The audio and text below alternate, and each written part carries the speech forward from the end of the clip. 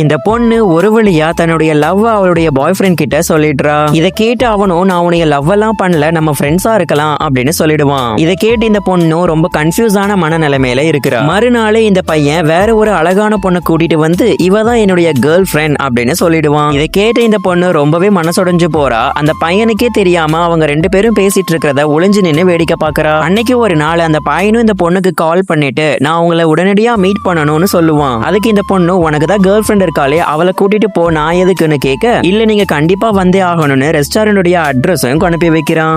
இந்த பொண்ணு அந்த ஹோட்டலுக்கு போறாங்க. பார்த்தா அங்க அந்த பையனுடைய கேர்ள் ஃப்ரெண்ட் உட்கார்ந்துருக்காங்க. இந்த பொண்ணுக்கு ரொம்ப பிடிச்ச ரொம்பவே ஆசைப்பட்ட ஒரு நெக்லஸை இந்த பையனும் வாங்கி கொடுக்கறான். இதை என் கேர்ள் ஃப்ரெண்டு தான் செலக்ட் பண்ணா அப்படின்னு சொல்லி கொடுக்கவும் இந்த பொண்ணும் அதை சந்தோஷமா வாங்கிக்கிறான். உடனே இவன் அவனுடைய பெஸ்ட் ஃப்ரெண்டை கூப்பிட்டு பக்கத்துல உட்கார வச்சு இவங்க ரெண்டு பேரையும் பேச வைக்கிறாங்க. வந்த அவனும் எனக்கு உங்களை ரொம்ப பிடிச்சிருக்கு, நம்ம ரெண்டு பேரும் கல்யாணம் பண்ணிக்கலாமான்னு கேக்குறான். இதை கேட்டு கோவப்பட்ட இந்த பொண்ணு அவன் மூஞ்சில தண்ணியை ஊத்திட்டு அங்க இருந்து கோவமா கிளம்பிடுறா. அப்புறம் இந்த பொண்ணு சோகமா அழுதுட்டு வர்றத பார்த்த இன்னொரு பையன் ஆக்சுவலா இவனும் அந்த பொண்ணோட ஃப்ரெண்டு தான். அந்த பொண்ணையும் கூட்டிட்டு போயிட்டு சாப்பாடெல்லாம் வாங்கி கொடுத்துட்டு வீட்டுக்கும் அனுப்பிச்சு வைக்கிறான். இது எல்லாத்தையும் பத்தி இந்த பையனும் கேட்கும் போது இது உனக்கு தேவையே இல்லைன்னு சொல்லிட்டு அந்த பொண்ணு கோவமா கிளம்பிடுறா. இதுக்கப்புறம் என்னாச்சுன்னு பாக்குறதுக்கு முன்னாடி மறக்காம வீடியோக்கு லைக் கொடுத்து எங்க சேனலை சப்ஸ்கிரைப் பண்ணிக்கோங்க. அடுத்த நாள் இந்த பையன் அந்த பொண்ணுடைய ரூமுக்கு போறான். பார்த்தா அந்த ரூம் கதவை வேற ஒரு பையன் வந்து திறக்கிறான். இதை பார்த்த இந்த பையனும் அவன் மேல ரொம்பவே கோவப்பட்டு யாரா நீங்க என்ன பண்றன்னு சொல்லி அவன் சட்டைய பிடிச்சு சண்டை போடுறான். ஒரு வழியா இந்த பொண்ணும் அங்க இருக்கிற எல்லா விஷயத்தையும் சமாதானப்படுத்தி இவங்க ரெண்டு பேரையும் உட்கார வச்சு சாப்பாடும் போட்டுட்டு இருக்கா. அப்படி சாப்பிடும் போது அந்த புதுசா வந்த பையன் இந்த பொண்ணுக்கு ஒரு ஷ்ரிம்பையுமே சாப்பிட கொடுக்குறான். இந்த பையனுமே அந்த பொண்ணுக்கு ஷ்ரிம்ப் எல்லாம் பிடிக்காதுன்னு சொல்ல யாரு சொன்னா